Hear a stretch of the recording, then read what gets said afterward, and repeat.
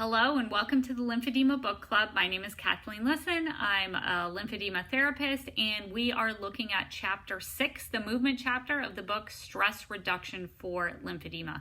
So this chapter starts off by having a frank conversation about kinesiophobia, or the fear of movement. And it's good to start the chapter off by acknowledging that.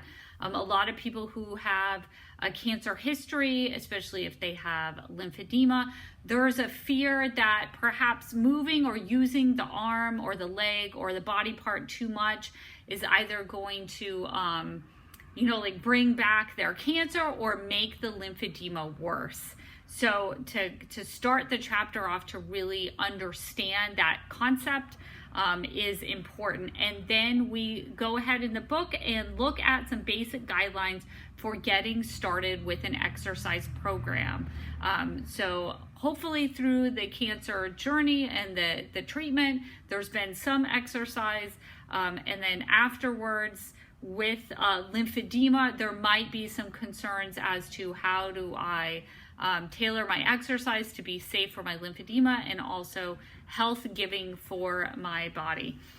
So this is the Interventions for Breast Cancer Related Lymphedema Clinical Practice Guideline from the Academy of Oncologic Physical Therapy of the APTA. And you can read it right here in the book. Individualized programs of aerobic and resistance exercise should be provided for those who have breast cancer related lymphedema stages 0 to 3, and that's grade A of evidence. Resistance exercise should be initiated at a low level intensity and progress slowly. That's a best practice. Individuals with comorbidities or complications due to cancer-related treatments should be referred to a specialist for evaluation and exercise prescription, and that's a best practice as well. Sequential proximal to distal exercises incorporating diaphragmatic breathing should be used to improve volume reduction. That's a grade B of evidence.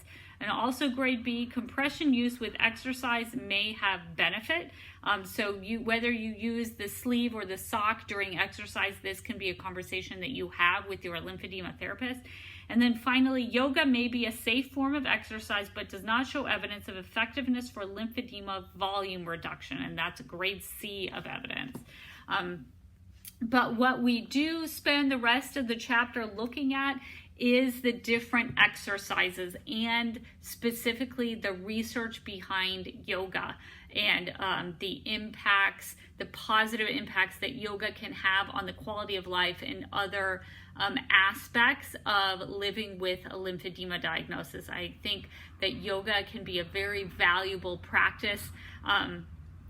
There's definitely some things that you need to take care of and know about if you're doing yoga and you have a diagnosis of lymphedema. So we can look at research published in the Journal of Lymphedema, adapting yoga sessions for participants, again, with breast cancer related lymphedema.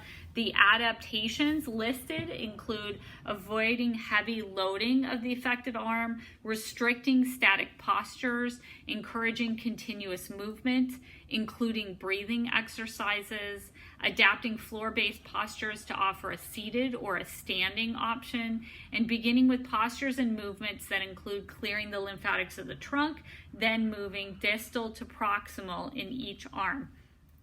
So again, this is yoga if it's practiced with adaptations, and it is practiced for a long period of time, can definitely be beneficial. And we look at some of that research, and actually some of the yoga research is for a very short practice of only a few weeks and a few months, when we know in reality it needs to be a part of self-care on a very long-term basis. And then we're looking at cumulative results that maybe these researchers couldn't see because they were doing a research project that had to be only, a few weeks or a few months long. So also some information about Qigong and Tai Chi, very gentle mind-body movement practices, information about walking on the labyrinth, And then information on exercise,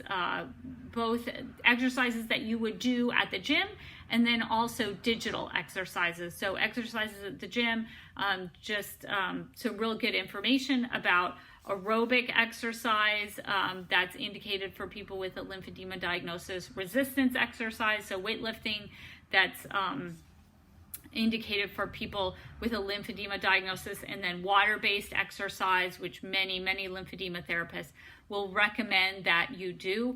And then also, really interestingly, I put there's a section here on digital and smartphone research.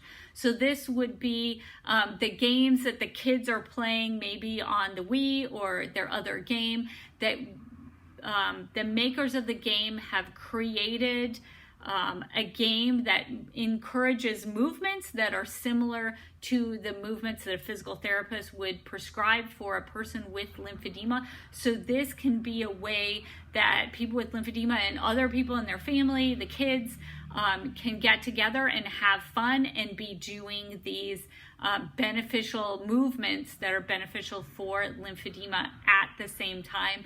But it doesn't look like, oh, I have to go into the other room and do my lymphedema exercises. It's I can have fun and I can bond with the kids, with the grandkids in the family. And we can do this game that everybody finds fun. So I really liked that research, and you can read more about it in chapter 6 of the book, Stress Reduction for Lymphedema.